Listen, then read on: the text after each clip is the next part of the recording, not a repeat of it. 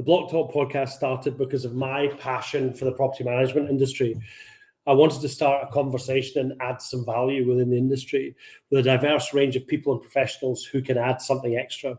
As we start out, my aim is that the podcast offers some useful insight into a variety of views, opinions, thoughts, and foresights from our guests, who include business leaders and industry experts. If you enjoy the podcast and want to find out any other information, head on over to brianwelsh.co.uk.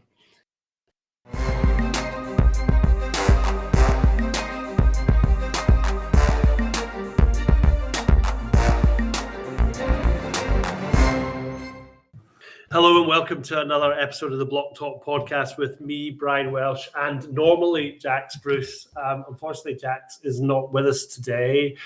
She is out. So CPL supports a couple of charities, and it tends to be around kind of community gardens and these sort of things. So she is at the Woodlands Community Garden this morning painting, and it was a kind of last minute thing. So I said I would do this podcast on my own. Today, as part of our leadership series, we're chatting to David Reid, who has been on the podcast before. David is now CEO of James Gibb, and we're delighted to have him join us again today. David, how you doing? Very well, actually. Thanks, Brian. How's yourself? I'm actually surprised, to be fair, that Jax, expected it to be Jax that was doing the call, and because you're obviously taking more holidays than two at the present moment, so... always applauded to come on and speak to you, Brian, but I was quite shocked. I thought it'd be the other way about. Yes, okay, thank you for that, Dave. Yes, I am heading off tonight, actually. I'm back next Tuesday, though, and I have actually cancelled the holiday in July, but because it didn't then fit in with work, actually. So, but thank you for that, Dick. So we're going to have a few of them today, I think, but never mind. Okay, so you transitioned to CEO of James Gibb in April. How's it been going since you transitioned into that position? Yeah, really, really good. Got a supportive group chairman, supportive executive chairman, an excellent senior leadership team in terms of the executive directors and of course colleagues. That, you know, as I always say, surround yourself with good people. I don't really care who gets the credit for the delivery of whatever our objectives are. I'm just very passionate about making sure we're in it together and that everybody's moving forward together for the success, and it takes the same direction. Yeah, no, I know what you mean. I once read I can't remember which book it was. I do read a lot of books, actually, or certainly maybe of late not, but certainly something I do. And one of the comments on one of these was, make yourself the dumbest person in the room. Which is quite easy for me, to be fair, but it means to surround yourself with people who are better than you, and a huge amount of people would probably find that quite intimidating, but I wouldn't. Imagine you've built a business, you've got CEO, and then you build a team of people who are far better at various aspects of the business than you are. That's an ideal situation. Yeah. Oh, yeah. Again, I agree with that, Brian, because I said it so many times over the years, the success of building a business, your own business, and people used to say, you've done really well. And I'd say, the people round about me made our business, the people at the front line made our business, and people are so important to any business, and anyone that doesn't recognise that is destined for failure. Yeah, no, absolutely. I actually used to work for someone who would not allow anyone to be better than them, and it was a really, really, really difficult period of my working life, and I guess once you realise that there are businesses out there where the leaders are entirely different, that's when these, I guess, traditional, maybe a bit old-fashioned businesses start losing good people as well. So yeah, I totally agree. Without a doubt, it's all about the environment, and no doubt we'll get on to that. But I always take things back to football analogies, and football manager's only as good as the team in the park and the team that's off the park. So totally agree. Okay, tell us about your leadership style then. How do you work? Oh, I think many people would have many answers to that, but I'll try and sum it up as best I can. I think when I think back over the years, and I was involved in management from the minute I left, leadership and management from the minute I left uni, and when I think back to how I approached it, I think the very first point was based on the values, the behaviours that were installed by your parents, and at the time you're probably not thinking that way, but when you're reflective of it, it's got to come from the heart. You've got to believe in what it is you're doing. Summed up by not asking anyone to do anything that you're not willing to do or have done yourself. Never take more than you give. And I guess you don't, if you approach it in a transparent and honest and upfront way, and trying to build a team and build a team of people round about you, you hear the old phrase, there's no I in team. To me, that actually means you respect each other.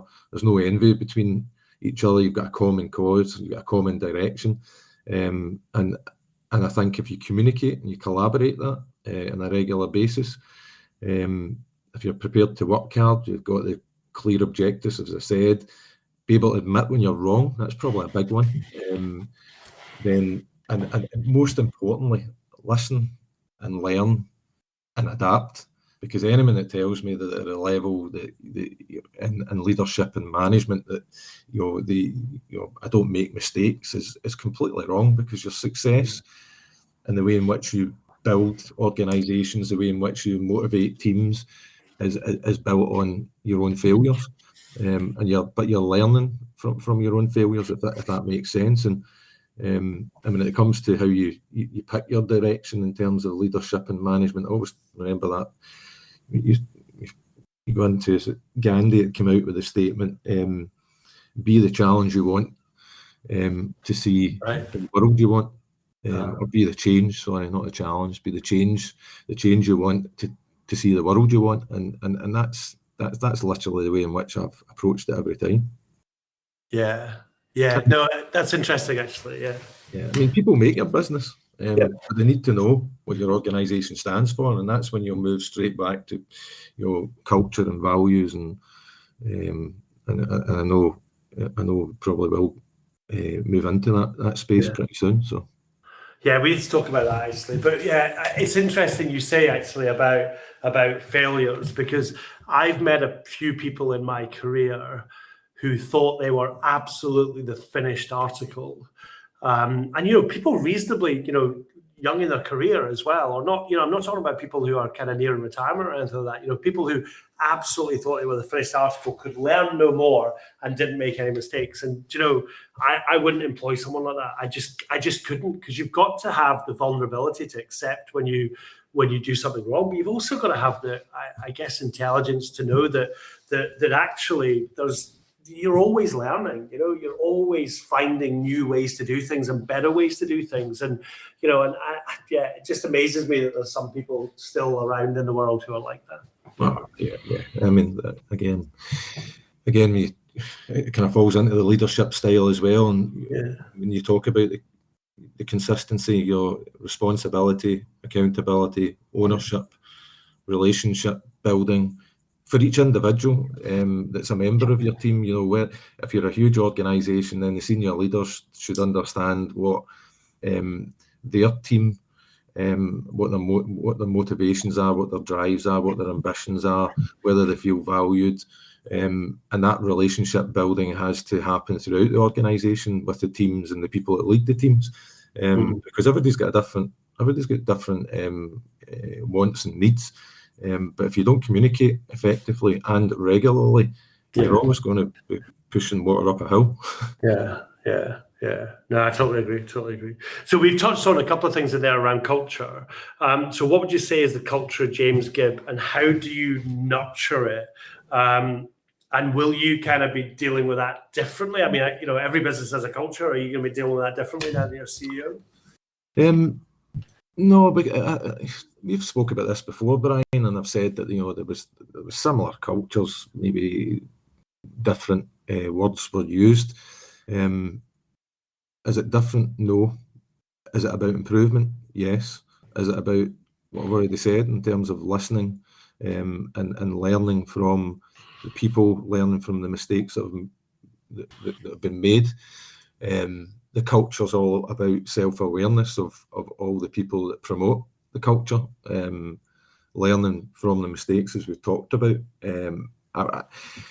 I guess when people ask me about culture, there's different people approach it different ways, and there's different debates. The culture, the values flow from culture. I kind of disagree, because I base my own life in a certain, again, without repeating myself, and everybody hears me repeating it and they have a laugh about it repeating it, and I've already said it in a previous podcast, is that personally I run by 5 simple rules: fair, reasonable, rational, manners and respect.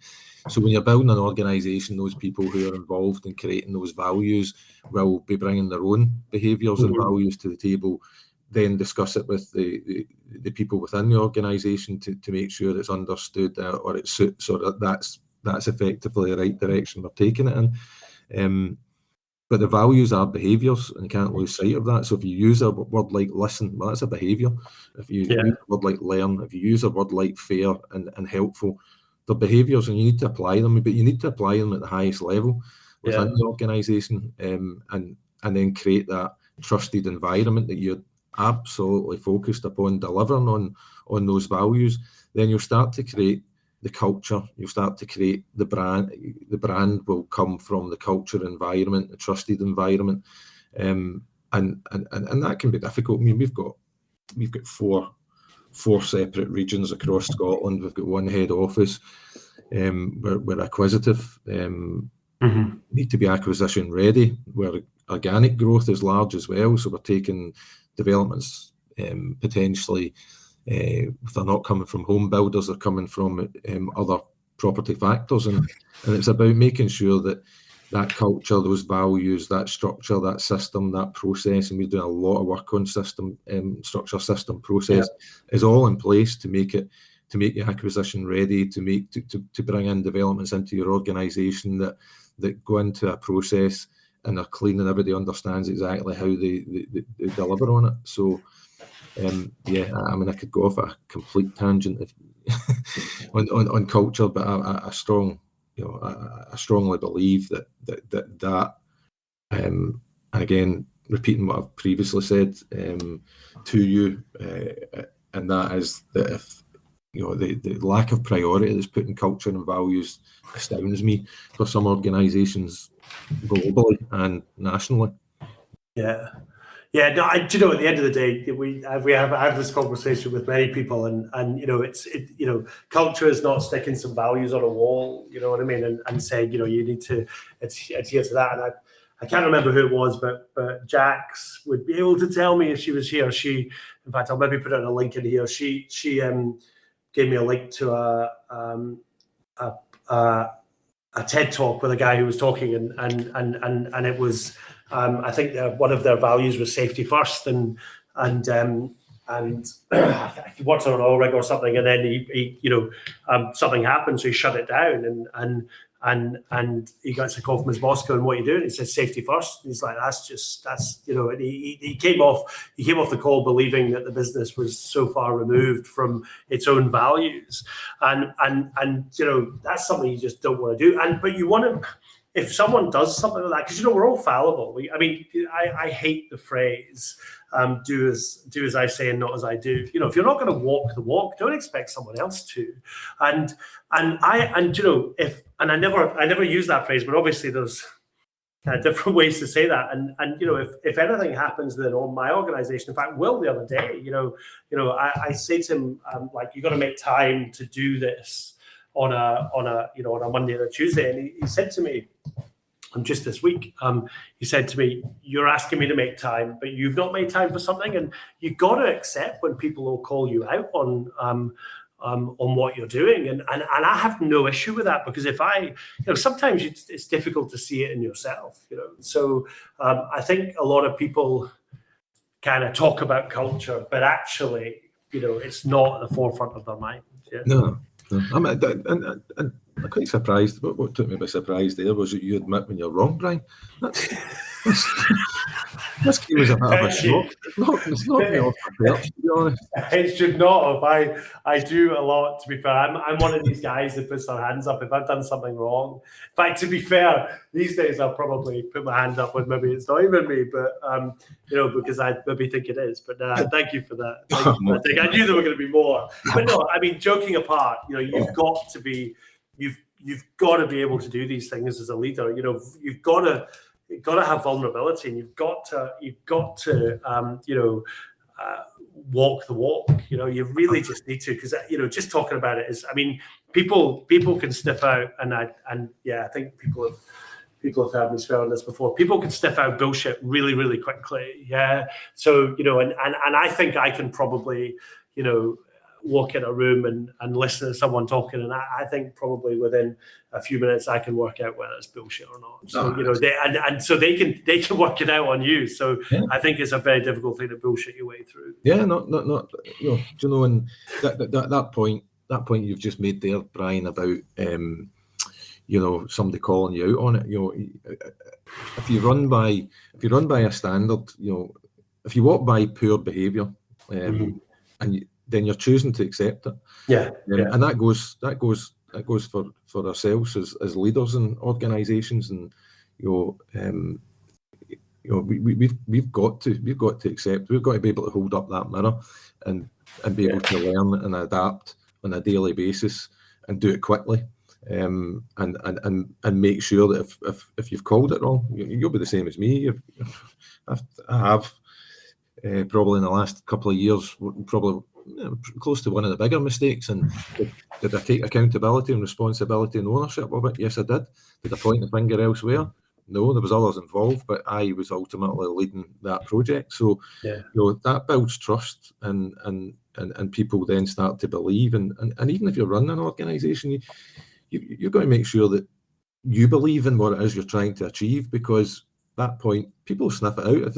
If you don't believe, they'll see it. So you've got to be clear on what it is you're looking to achieve, and and you go on about high performance as well, but it comes from coordinating people with a clear and common goal, as I keep saying, and vision. And if you can make sure that you are communicating that on a regular basis, and then after that to be able to make sure that you've got the quality control and the self-measurement in place, not just for yourself but for your teams, recognizing what I said earlier, there's different individuals, different drivers, different motivators. So for me, building a culture that we prioritize constantly, we organize constantly, we review constantly, we listen and learn constantly, and then make sure that we know what it is we're doing, and we're prepared to be challenged on it. And that's our leaders that I talk about when I say that, as well as our people within the business. So if you're prepared to be challenged, and most importantly, I'm one of these people that just love winning, and I'm constantly analysing myself, and when I lose, I scrutinise it, and I go away and I reflect on it, and I look to see how I can avoid it happening in the future. So that makes that phrase I've always said about every day is a learning day, and you only take out as much out of it if you're prepared to listen. Yeah, no, I know what you mean. Actually, you're talking about that because, and I know you guys use a different version of this kind of profiling asset to find out, what makes people tick. Then, because I've done obviously the Clifton Strength certification course. I'd love to. In fact, I'll send you it and see if you do it. The assessment to see what it is, because competition is really high for me. And there's obviously you strive for success, but also one of the challenges with always wanting to win is that and I see this in myself, even when I do win, it's like, right, okay, so let's try and think of a real world example. Okay, so let's talk about the year's turnover target. Everybody, get to the end of the year, we've even smashed it and got more than our year's turnover target. Everyone's celebrating. I'm like, well, come on, guys, we've got another year to go down. So I very rarely celebrate success, and it's just down to who I am. But you've got to be able to make sure that you can identify that and make sure that you do kind of celebrate it, and make sure you do things that that your team want you to do as well. Yeah, that's a great point, Brian. Is recognising, and I'm in the same space you're in, is that you think about. People used to say, "Oh, look what's happened over the years. Look what you've achieved." And as I said earlier, I answered that. I didn't achieve it. The good people round about achieved it. But I'm still looking I'm looking at the situation and saying, "Well, I set myself goals and targets. That hasn't achieved it yet. I've still got more to do, and I'm pushing myself, and then you constantly look back and reflect and say, how long does this go on?" But it's the winner's attitude. It's the winner's attitude that's prepared to lose while trying to win. And I said it in the last time I spoke to you in the podcast. It's not whether you win or lose; it's how you play the game. Yeah. No, I get that. I think we could talk about that all day, actually, but let's move on. What's the one thing you wish you had known when you began your career? I would. When I've reflected back on, especially the early management, and I spent time in NHS and then I was in L&G. I would say at the NHS, what I learned very quickly is be yourself, because that conversation we had earlier on, that people will see right through it. If you're attempting to be somebody you're not, it'll become very obvious very quickly. And the phrase that I've always used of keeping it real. Show your real personality, because it will surface anyway. And your upbringing, those values and behaviours that have been installed by your parents and your friends and your siblings and the people around about you, it designs who you are. And if you try to push it down, some people probably at times, because of behaviours, maybe have to hide it away. But it's important to be honest, I think, and be transparent and recognised. And just recently we put out a newsletter, and I got some feedback from a homeowner that said, it's valued to see that you're actually being transparent, because what I said is, we don't get it right every time, but we're striving to make sure that we do. It was words to that effect. And Alex Ferguson, I'll always go back to football, so apologies, but Alex Ferguson made a great statement in an interview, and he said, failure is not a problem, it's how you deal with it that can be the problem. So I would say there's so many things. There's been so many things that now this far on, especially having built an organisation, been part of a huge organisation, that you reflect and say, God, I could have done that a lot better. But it's time spent. It's move on, learn from it, and just readjust the sail and move on. Yeah. Okay. No, I understand that. I think if you're given, I guess, being in a very large organisation like the NHS so early on in your career gives you a huge amount of kind of insight into how different people lead and how different organizations are set up from a culture point of view as well. So it must have been a decent kind of place for you to learn your leadership trade. Yeah, I mean that's whether good or bad, it'll taught you something. Yeah. Oh no, definitely. I mean, to start something from three of us, and when it was acquired by James Gibb, there was close to 40 of us, and part of that process of, as I said earlier on, about not asking anyone to do anything you're not willing to do yourself, that goes right back to the NHS days, to the L&G days, beyond that, and proving as you built that business that people could see that you were willing to get your sleeves rolled up and get stuck in. But one of the biggest things for us at the moment as a larger organisation is that structure, system, process, and the senior leadership team led by David Reid, who I think you've done a podcast recently with. Very, very focused on what that should look like, that people understand it, how it drives your organisation forward. So, I've learned quite a lot. David was my boss in the NHS back in the mid-90s.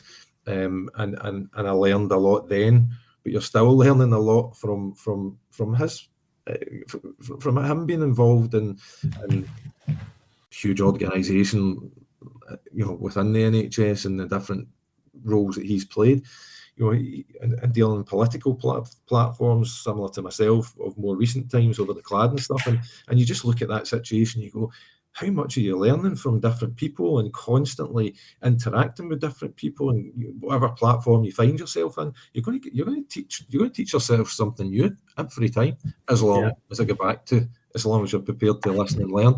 And I've got no room for arrogance, because people that think that they're responsible for, because of title, because of status or other, that they are the finished article, as you said, then they're kidding themselves on. That's an arrogance that's it's never going to work. I keep going back to that. It will never work. Yeah, no, I agree, and I can't remember who I've used this phrase on this podcast before. I can't. I think it's a Steve Jobs saying, but I may be wrong.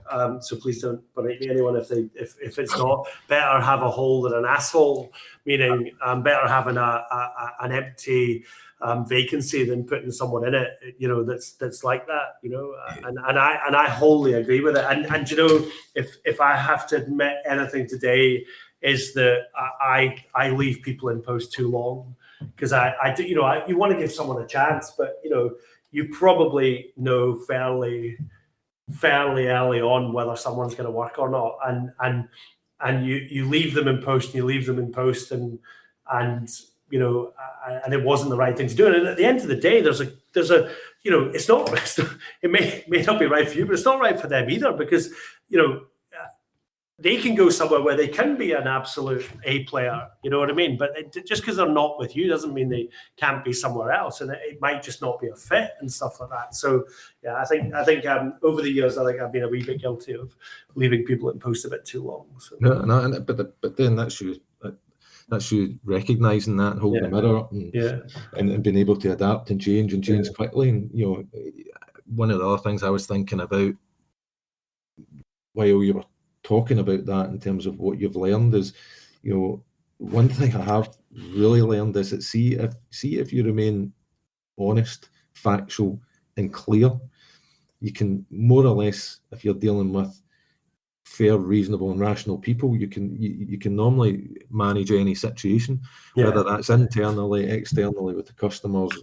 And I always say your customer base, again, repeating what I've previously said, because I feel so strongly about it. Your customers, not just in our game, the homeowner, the home builder, it's your colleagues and suppliers, and how you interact with them, how you treat them, shouldn't be any different to how you expect to be treated yourself. And that's relationship building, and the most effective organisations and relationships are built by treating each other with respect. So that I feel really strongly about, and there's a standing joke in our office, because I go on about the bag of tomatoes theory. Have I ever told you that one, Brian? No, never come across that one.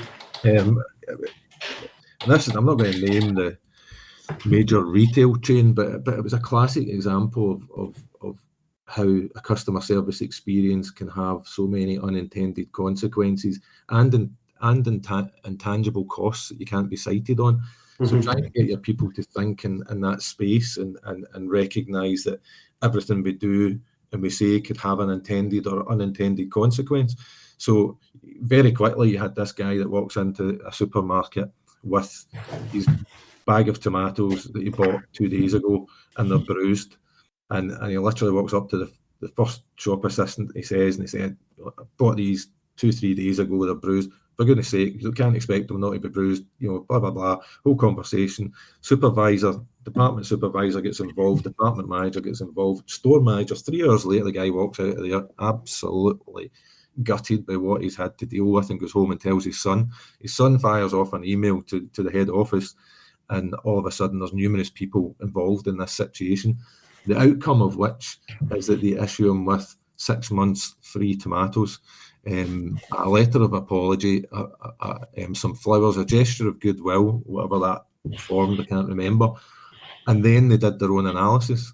The bag of tomatoes and handed to the customer, well, there you go, sir, there's a new one. However, we wouldn't normally do this. £1.50, cost to the company £2,400. That, to me, is it covers everything that we're talking about. It covers customer service delivery, culture, it covers making sure that everybody understands their role, understands what empowerment and autonomy they've got to make decisions, and thinking outside the box. And one of our values is creative, and all of that comes back to right back to the values, right back to the culture, right back to the environment, right back to what you're trying to achieve. Yeah, no, I totally agree. Actually, something just came into my head when you were saying that. It's that whole, I'm always right, I always have to be right. No, I'm sorry, you're wrong, and I will prove you're wrong. It's as bad as someone who doesn't think or thinks of the finished article. It just, you cannot just give in to everybody. Do you know what I mean? There's got to be a kind of rational thought process in it. But just I've met people in my career again who are, I must be right. I will spend an eternity proving that you're wrong and I'm right. And it's just like, please go do that somewhere. A lot of energy. Yeah. A lot of energy. I know. It's hugely pain in the ass, isn't it? So, well, okay, that's good. Right. So actually, the next question, I'm a bit concerned about what I'm going to get as the answer. Never mind. If you were going to write a book about leadership, what would it be called, and what would be your message? I would turn around and say Legends Way, but I don't think that's appropriate. I need to on a professional platform here. I'll always take it back to the nautical, which again is phrases I use quite a lot, and it's the direction of the wind. This is adjusting that phrase that I always use to direction of the wind is set, adjust the sail. Or I'll be using the one that I've used a couple of times already in these podcasts, and I've just used, and that is, it's not whether you win or lose, it's how you play the game, which I prefer more, and then you think, what would your message be in that book? And I think the opening line would be, you're in control of your own destiny by taking accountability and responsibility and ownership for everything you do and everything you say. And then it would fly back away from the nautical comments to football again, where it would say the focus in the name is in the front of the shirt, not the back of the shirt, which I think that just sums up everything perfectly well, because you're either playing as a full team with the in it together approach. We use that phrase, in it together, so often. Our slogan of doing it the right way, you really have to be passionate about making sure you deliver on it, and wanting to make sure that if you aren't, you find out where those gaps are and keep on going back. And that I mean, people may think that takes up, it's a huge amount of energy, but if you will to succeed and you're so passionate about it, then people will buy into that. And it's making sure that you surround yourself with similar like-minded individuals, and that goes for the suppliers, except for, I think that's software company we use. So thanks for that. I'm only kidding, but that has been, our relationship has become a friendship over the years, Brian, and there's many more like that. And it's the trust in each other, because we're trying to achieve a common goal, and you can assist each other. And I say that so often to many of our team members is, when you're interacting with that customer that I talk about, just recognise how you're dealing with it. Sometimes I give you a hard time, but that's just out of fun for myself, Brian. Thanks for that. I might scrap that bit, or I might leave it in. I'm not sure. Depends if we can make it work. Yeah. No, that is interesting. I think we're certainly we're on the same playing field with our views on these things. So how has your ability to deal with difficult situations changed over the years? Has it changed, and if it has, how? No, I wouldn't say it's changed. It's improved. I've always taken the view that I'm only here once, and I'll try to remain as calm as I can, and I do tend to remain calm. I've burnt a lot of energy in the past by reacting first, so I tend to go away, and if I have the time to absorb it and think about it clearly, and then in a calm way and an honest way with the facts, Be clear in how you feed it back to people. I don't tend to use confrontation to deliver a message, and again, something I've always used for years. I think I'm going back to the 90s has been, if you make a mistake, and I've made many myself, you learn from it. If you make it a second time, someone's going to ask the question, really. If you make it a third time, you're probably having to look at another industry or profession because you're really not either committed to it, understanding it, capable of it, or other. And I don't know. If you can't learn from it, then that's it. So no, I don't think. I think a fair, reasonable, and rational approach with manners and respect delivered with it. I think situations can be managed effectively.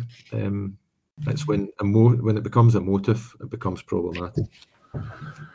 No, I get that. Okay, yeah, there are some people. I mean, I suffer from that occasionally. I let emotion get in the way of things, and you can't. You just gotta. It happens less and less and less as I get older. But certainly when I was younger, I think I was quite an emotive.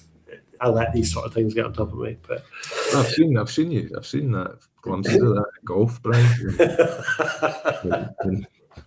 Okay, so these are the questions that Jack's normally asked, but unfortunately she's not here today. So who are the three people who have been the most influential to you and why? I thought it was a great question, and I went backwards and forwards and thought about it and thought, well, how do I answer it? And I want to answer that differently, Brian. Can I change that to what three groups have influenced me? Yeah, if you want to. Yeah. If that's how you feel the best, most comfortable answering the question. Yeah. So there's three groups there. There's good people, there's bad people, and there's confused people. And because people are my influence, because of everything I've talked about earlier on, if you're prepared to listen, prepared to learn from them, to all the people that you've met over the years, different platforms, then you've nailed it. I've said it and I'll repeat it, I've got no room for arrogance of those that believe money or status makes them better than anyone else. You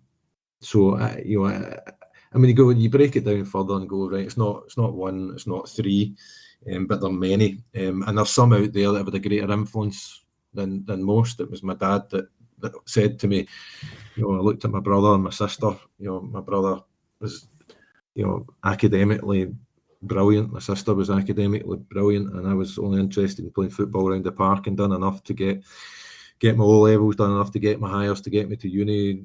Only did the 3 years at uni, went out to the working environment, and at times it was challenging because I thought I wasn't going to follow the higher education, and I remember him saying to me, he said, it doesn't matter what you do, as long as you apply these 5 words: fair, reasonable, rational, manners and respect, you'll do all right. And I've constantly applied that to every situation I find myself in. So my parents have been, and my mum and dad have got a fantastic nature about them, my father had, my mum's still there, giving us that influence from the side. And then there's the siblings that are just fair and reasonable in their approach. And then there's my wife and kids. You learn so much from your relationships, your marriage, your kids. Some of the things that the kids, you watch them doing stuff, or you watch them, simplest things like playing on a trampoline and how they actually interact, and just so many wee stories that I could tell you that's influenced that. And then there's and when it comes to your career, there's certain individuals, more so recently, to be on a platform with talented individuals, who give you direction, sometimes different approaches from how you would approach it. One particular individual that's went full circle in my career that's remains an influence on how I go about it. And so it's people that influence me. There's no doubt about it. There's no lies within that. That's just a factual statement. And And then I'm going to, this is going to sound ridiculously stupid, but see, even if you go and look at the two dogs you walk at 5:30 in the morning, and you look at their unconditional approach to what it is you're doing for them and what they give you in return, it's as simple as that. That sounds, I know you're surprised I could come out with a statement like that, Brian, but there you go. That's the way in which I reflect upon every interaction and relationship I have. Yeah, no, I don't think that's. I don't find that unusual at all. Actually, having a small dog myself who's an absolute pain in the backside, but we all have stressful jobs. It's how we deal with that stress, and a dog can tell when you walk in the door whether you're stressed or not, and can help you with that. And I do get out of him, and if you asked me 4 or 5 years ago if I had a dog, I'd have laughed at you and said not. I remember that. Not a chance in hell. But I mean, he's going away today for about, we were meant to go on holiday, so he's going away today for 3 weeks, and but spent a lot of time with him last night. You know what I mean? So I do get it. I wouldn't know 4 or 5 years ago, but I do get it now. And then when I was talking, I was trying to dig deep for the one about the kids, but I mean, I actually in the last podcast I was talking to you about had talked about how I'd applied, take your plate to the sink, which was based on a situation I found myself. I've actually now adapted that internally to take your plate to the dishwasher, because my two kids would physically take it to the sink and there'd be a dishwasher right next to it and they would leave it in the sink. So, but it's all forms part of, you've been involved in running an organisation and running a football team in the past, and been part of a football team, been part of a relationship and family life and X, Y, and Z. It's all relative. It all links in. One links in with each other, and guess what? It all comes back to values, behaviours. Yeah, totally agree. Okay, so one last thing. Your favourite leadership book? As in, I missed that. Your favourite leadership book? So again, there's been many. I've heard you talk. We've talked about Good to Great. We've talked about the Culture Code. Feel the fear and do it anyway, which is a book maybe not so much about leadership, but more about direction for yourself. But anyone that knows me, will know what my Bible is, and a carrot. It's got post-its on it. It's got highlighter pens through it, and a lot of people either love or hate him. But he's one of the most successful men on the planet, as far as I'm concerned.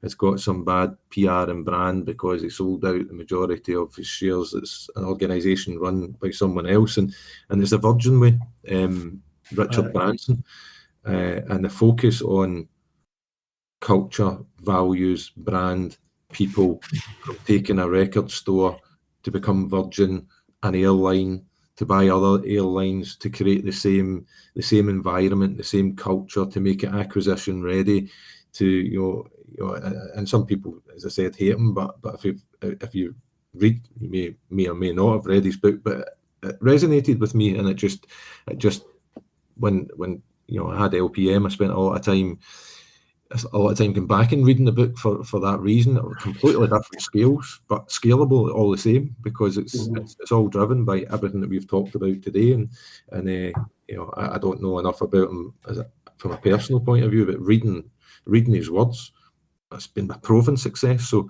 people that question him for who he is or what he is, well, I'm sorry, the guy's been successful, and he's used culture and values to do it. Yeah, interesting. Actually, I think I have read it, but a very long time ago. It's actually something though that you said there that's that I've kind of come to realize. So we have so at Insight we have a growth coach. I have a business coach, and there are so many books being thrown at me, or were maybe about a year ago. Read this book, read that book, read the next book, and actually, what happens? The books lose their emphasis on you, because you cannot read a book and go and implement absolutely everything. And it's quite funny when you see people who do that. They read a book and go, right, I'm going to go and implement this.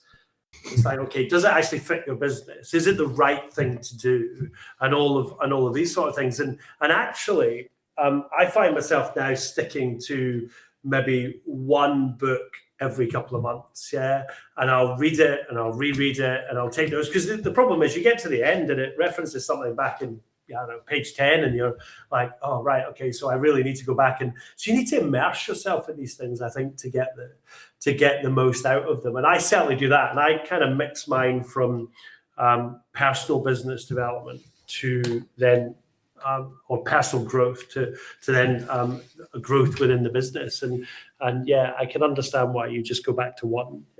Yeah, I mean, I suppose it's one I do keep going back to, but my newfound love has probably been well, not probably, as podcasts. Yeah.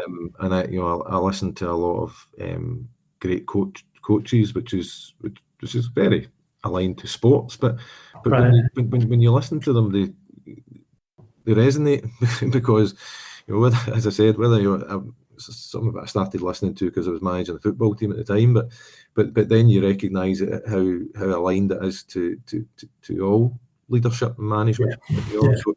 So and it's everybody's choice. It's whatever floats your boat, isn't it? So yeah, absolutely. I mean, I think I can't remember. There's been so many, but the phrase you don't take an Olympic team or a team to the Olympics without a coach. So why would a business not have a coach? And it comes back to that whole point of, well, I'm the guy who runs this business. Surely I know what's going on, but you're so invested in it and you're so involved in the day-to-day that I find it massively useful to have both a personal coach and a personal coach and a business growth coach as well. I mean, and that's been a couple of years, and it is hugely helpful. Definitely, so anyone can hold the mirror up, and because you've got a perception of how you come across, you've got a perception of how people see you, but until someone actually holds up the mirror and asks you to ask questions in that mirror, then and there's people that won't do that because of the same arrogance we talked about earlier on. But yeah, if you hold up a mirror currently, your reflection's not going to be looking that good, Brian, is it? But we won't get into that. Okay, I'm definitely scrapping that bit. Yes. Okay, right, Mr. Reid, thank you so much for coming on. That's been really useful. I find it fascinating, talking to people about their different kind of leadership styles and the challenges they've had in business and stuff. So thanks very much for coming on again. No, absolute pleasure, Brian. I always enjoy speaking to you.